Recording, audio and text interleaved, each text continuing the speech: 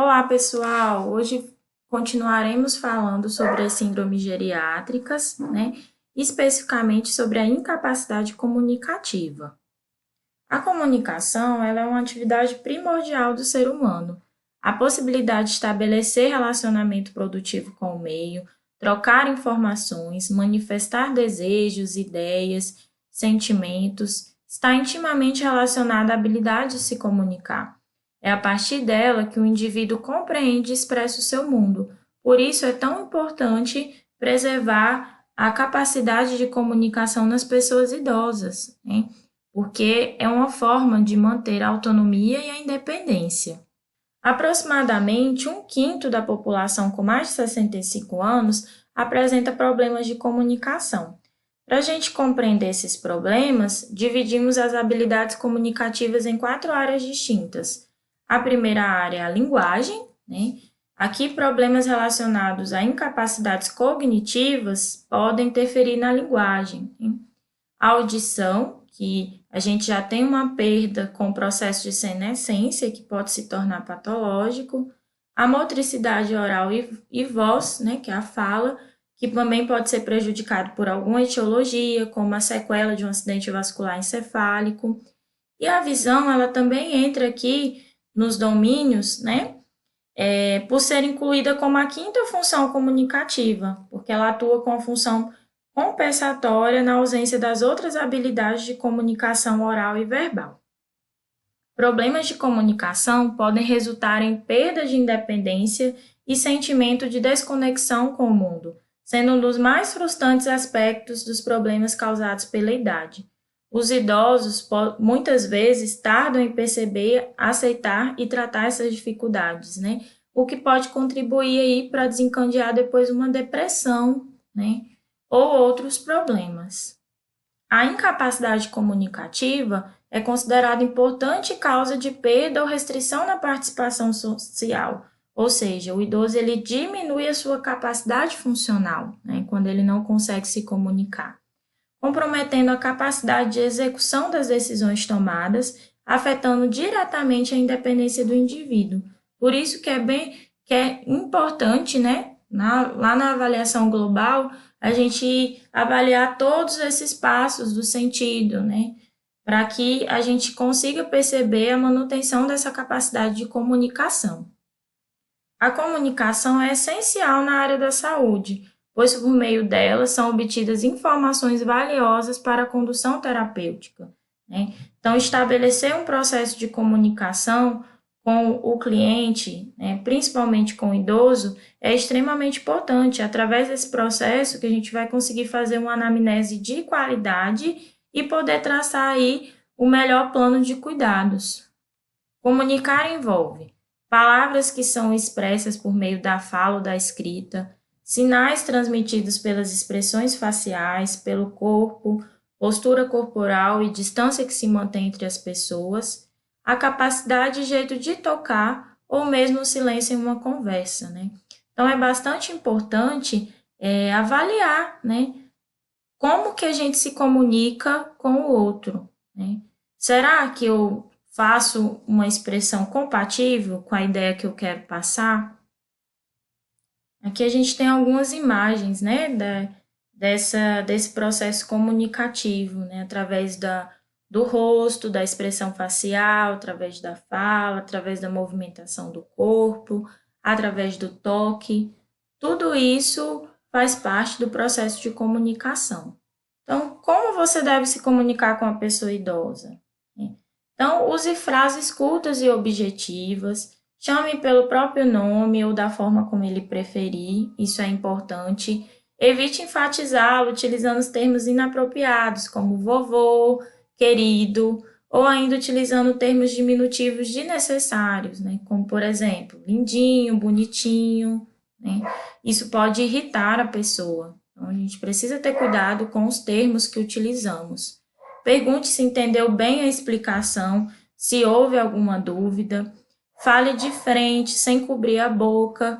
Não se vire ou se afaste enquanto fala. Também não precisa altear o tom de voz, achando que o idoso ele tem diminuição da acuidade auditiva.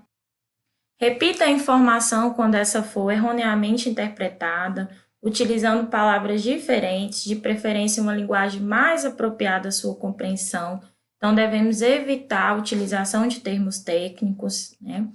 Aguarde a pessoa dar resposta, né? A primeira pergunta antes de elaborar a segunda, pois a pessoa idosa pode necessitar de um tempo maior para responder. Não interrompa a pessoa idosa no meio de sua fala, demonstrando pressa ou impaciência. É necessário permitir que ela conclua o seu próprio pensamento, né? Isso é bastante importante, pois acontece muito no dia a dia, né?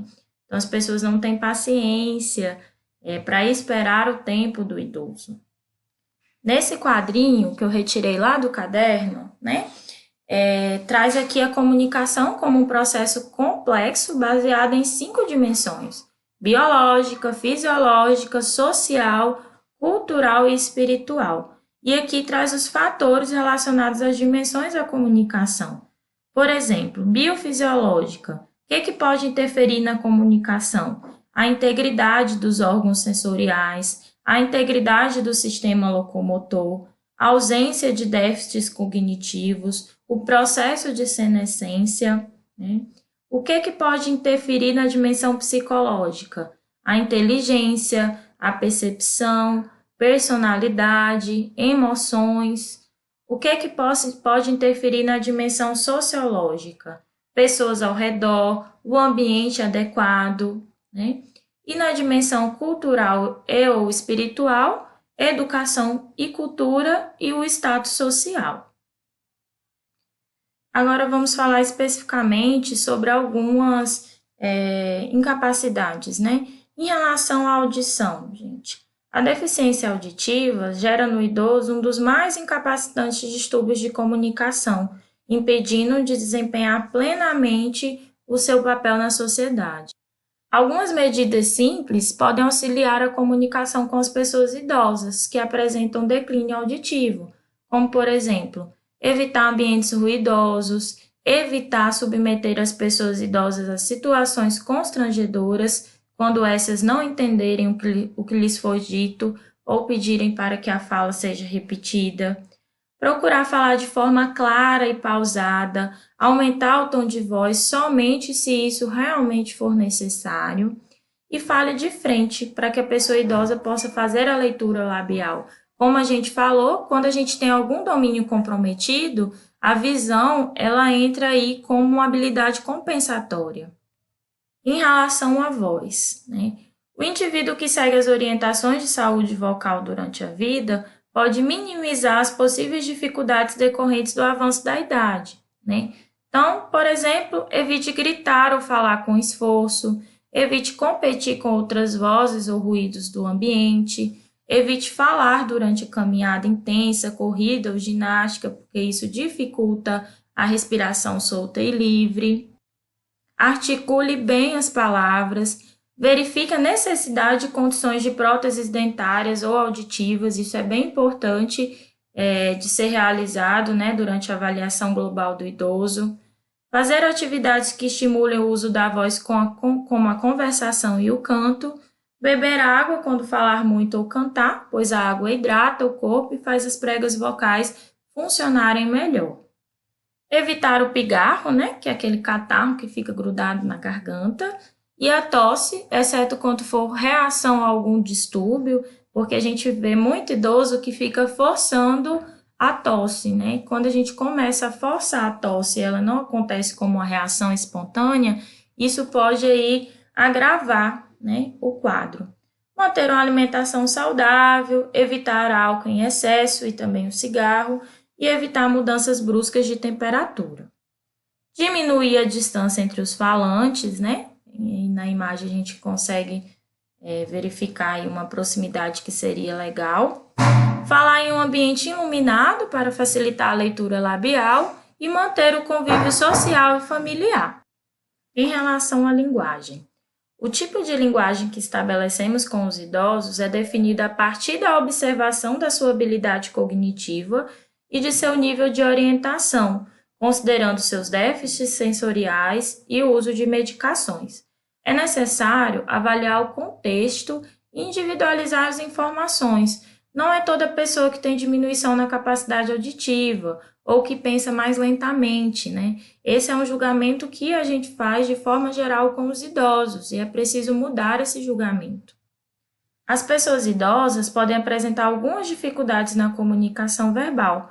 Por outro lado, elas podem estar muito atentas e treinadas na decodificação da comunicação não verbal, por já terem vivenciado inúmeras experiências ao longo da vida. Então, só de observar a sua postura, a sua expressão facial, o idoso ele pode perceber, né, mais do que você está falando. O profissional deve estar atento à sua postura corporal, à forma como toca a pessoa e à emoção ou sentimento expresso durante o atendimento. Outro ponto a ser considerado é que a pessoa idosa pode ter perdido a capacidade de escrever, falar, ler ou entender o que os outros dizem, em consequência de alterações neurológicas, como, por exemplo, as incapacidades cognitivas, né? Essas dificuldades estão associadas geralmente à compreensão da linguagem e não à capacidade intelectual. Então, a gente ter cuidado também aí e diferenciar. Então, algumas dicas, né? Falar mais pausadamente, não mudar o assunto bruscamente, utilizar gestos e objetos enquanto fala ou orienta, estimular a manutenção de hábitos sociais, atividades profissionais ou cotidianas, estimular a participação nas decisões familiares e orientar o idoso, né, enquanto a execução de atividades que estimulem a linguagem. Isso pode auxiliar a melhorar aí o processo de comunicação. Agora a gente vai falar um pouquinho sobre a comunicação não verbal. Comunicação não verbal é tudo aquilo que a gente sente, pensa e expressa por meio de sua movimentação corporal, gestos e postura. O ser humano, mesmo sem nada verbalizar, demonstra o que está sentindo nas expressões faciais. A pessoa idosa tende a ser mais espontânea nas suas expressões. Então, é importante também que a gente consiga avaliar a comunicação não verbal do idoso. Durante a comunicação, a distância não deve ser ultrapassada sem permissão. Pode provocar reações de defesa, como desviar os olhos e virar a cabeça, virar o corpo em outra direção, enrijecer a musculatura, cruzar os braços, dar respostas monossilábicas às questões feitas, afastar-se, né, se o espaço permitir. Então, por isso que é importante observar a distância, observar a expressão corporal do idoso para saber como, né, deve ser estabelecido o processo de comunicação. As pessoas idosas, elas têm a necessidade em delimitar seu próprio espaço e o meio que ela vive. O território ele pode ser demarcado, por exemplo, por meio de colocação de objetos pessoais, como chinelo, livro, bíblia. E aí a invasão desse território sem permissão também podem criar, né, algumas reações de defesa. A maneira como as pessoas tocam as outras é também uma forma de sinalização não verbal. O toque ele pode demonstrar a intenção e a valorização que se dá à pessoa que está sendo tocada. As mensagens transmitidas pelo toque são influenciadas pela duração do contato, pela região tocada, pela intensidade e frequência do toque, pela velocidade de aproximação e pela resposta provocada, tanto por quem toca quanto por quem é tocado. Em relação às pessoas idosas, a gente precisa ter um cuidado com o toque, né? Porque elas foram educadas em uma época em que o corpo era um tabu e a aproximação física era vista como um certo repudio. Então, atualmente, se aceita com mais facilidade o contato no ombro, braço e mão do que em qualquer outra parte do corpo. Em contato inicial, esses aspectos devem ser considerados, evitando locais que possam ser constrangedor, como, por exemplo, pernas e abdômen, né? Então, a gente precisa ter bastante cuidado quando utilizar o toque no processo de comunicação.